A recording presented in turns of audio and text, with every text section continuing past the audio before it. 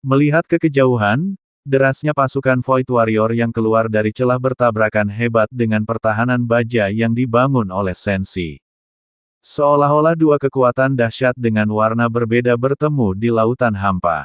Warna hitam pekat Void Warrior saling berjalin, bertabrakan, dan memusnahkan berbagai pancaran primal Senshi. Setiap kontak melepaskan raungan yang memekakkan telinga dan kilatan energi yang menyilaukan. Serpihan daging dan energi seketika mewarnai kehampaan ini menjadi kekacauan merah tua. Semuanya bertahan. Kita sama sekali tidak boleh membiarkan mereka menerobos pertahanan.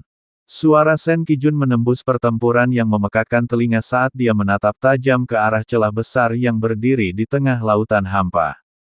Tujuan mereka adalah untuk menutupi masuknya Void God ke Void Timur untuk memusnahkannya. Tapi celah hampa itu sangat tidak stabil. Justru karena itulah Void God tidak dapat melewatinya begitu lama, lambungnya yang besar terkoyak oleh kekuatan spasial yang tidak stabil di tepi celah, mengeluarkan erangan logam yang mengerikan. Banyak sekali celah spasial kecil yang menjalar di permukaan kapal seperti ular listrik. Jelas, menyeberanginya secara paksa telah menelan biaya yang besar, dan kapal itu untuk sementara terjebak di sana. Sebuah dilema. Tepat saat itu, di belakang para prajurit Senshi, sebuah kapal dewa kuno berwarna emas, yang dimodifikasi oleh Ding Yue menggunakan kapal Dewa Void, mulai terus-menerus mengumpulkan energi. Terlebih lagi, ini bukan hanya satu kapal dewa kuno.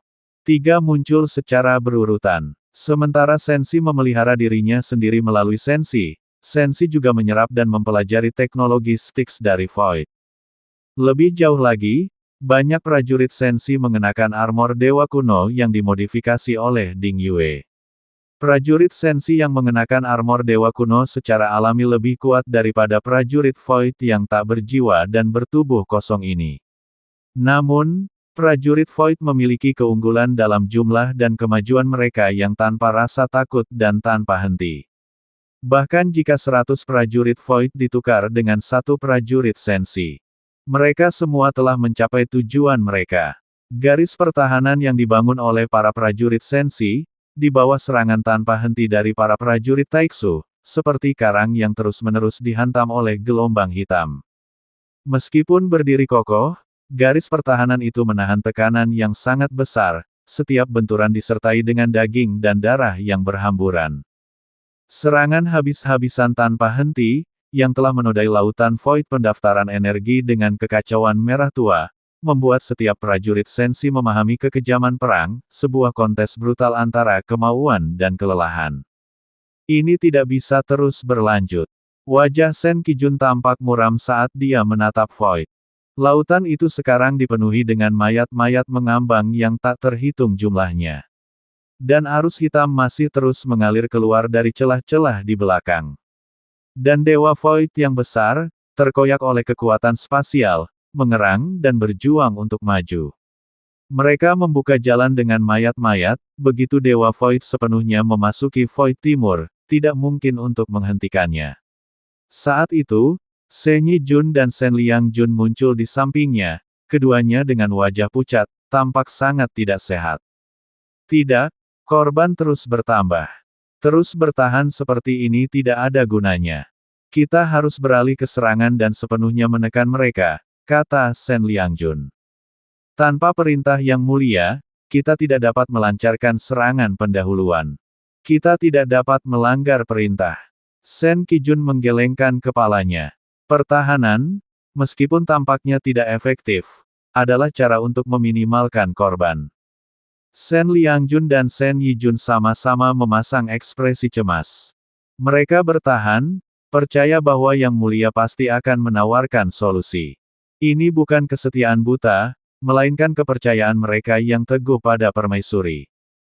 Mereka mengerti bahwa pengaturannya bermakna. Garis pertahanan Senshi, yang dipimpin oleh 3 Senjun, Sen Kijun, Sen Liangjun, dan Sen Yijun, berdiri kokoh seperti batu. Cahaya pil berkedip dan memudar di tangan para prajurit yang lelah. Barisan yang berganti-ganti menunjukkan tekad yang kuat dan kelelahan. Teriakan perang Xiao Zhan, yang memekakkan telinga seperti biasa, menyampaikan perintah yang tepat. Pasukan pemberani, seperti batu karang di medan perang, dengan gigi menumbuhkan sulur di celah-celah, dengan gigi memainkan peran mereka di bawah gempuran arus hitam.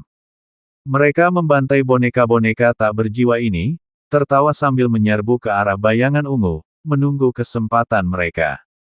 Meskipun mereka perlu bekerja sama untuk membunuh satu prajurit Void pun, mereka tidak pernah berhenti. Mereka benar-benar hampir musnah. Seorang prajurit Sensi memandang arus hitam yang tampak lebih tipis. Suaranya, serak karena tidak percaya dan secercah harapan, terdengar saat lambung besar Dewa Void tetap tertahan kuat oleh celah spasial yang tidak stabil. Suara logam yang robek menusuk telinga tampaknya menjadi satu-satunya suara latar di medan perang. Jejak keseriusan terlintas di wajah pucat Sen Kijun.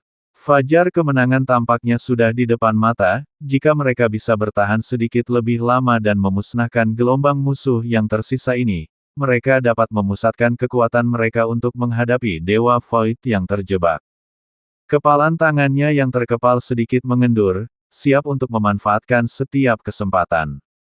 Ini adalah waktu yang tepat untuk serangan balik, kata Sen Liangjun. Haruskah kita tetap bertahan sampai mati? Kepalan tangan Sen Yijun terkepal erat, hampir tidak mampu menahan diri. Kita tidak boleh gegabah. Kita harus mematuhi perintah Yang Mulia Permaisuri. Sampai Yang Mulia kembali, misi kita adalah bertahan sampai mati.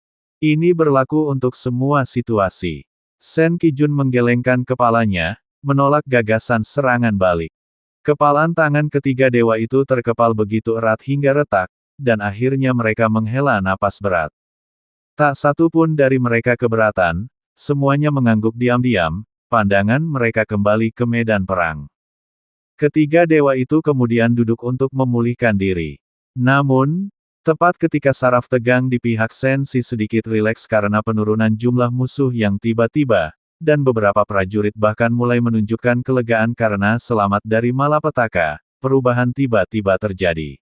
Retakan besar yang membentang di tengah lautan hampa tiba-tiba runtuh ke dalam sesaat. Kemudian meledak dengan gelombang energi 100 kali lebih besar dari sebelumnya. Itu bukanlah tinta hitam yang merembes tanpa suara. Sebaliknya, itu adalah raungan yang memekakkan telinga, penuh dengan amarah yang buas. Dengan dentuman yang menggelegar, seolah-olah gerbang neraka telah hancur total, makhluk-makhluk kolosal muncul dari celah-celah tersebut. Bentuk mereka mengerikan dan bengkok, beberapa berupa 4 kadal raksasa dengan sayap tulang logam, yang lain menyerupai kera raksasa, namun ditutupi sisik yang berkilauan dengan cahaya yang menyeramkan. Beberapa hanyalah ciptaan menakutkan yang dijahit bersama dari anggota tubuh beberapa binatang buas yang ganas. Ukuran mereka jauh melampaui prajurit Void sebelumnya. Bahkan yang terkecil seukuran gunung kecil, memancarkan aura yang ganas. Aura haus darah dan kacau yang terpancar dari mereka adalah binatang buas purba yang dimodifikasi oleh teknologi Minghe Void. Yang lebih mengerikan lagi adalah prajurit Void yang berdiri di atas punggung dan kepala binatang-binatang ini, mengenakan baju besi tulang gelap dan memegang senjata energi yang aneh. Prajurit Void sebelumnya hanyalah hidangan pembuka, setelah mereka melemahkan Sensi, pasukan sebenarnya baru saja tiba. Mata mereka tidak lagi kosong, tetapi berkilauan dengan dingin yang membekukan. Cahaya yang kejam namun cerdas terpancar dari mereka, mereka memiliki jiwa dan merupakan prajurit Void sejati. Mereka mengendalikan binatang buas di bawah mereka, melepaskan raungan pertempuran yang sinkron seperti gesekan logam, seketika menenggelamkan hiruk-pikuk medan perang.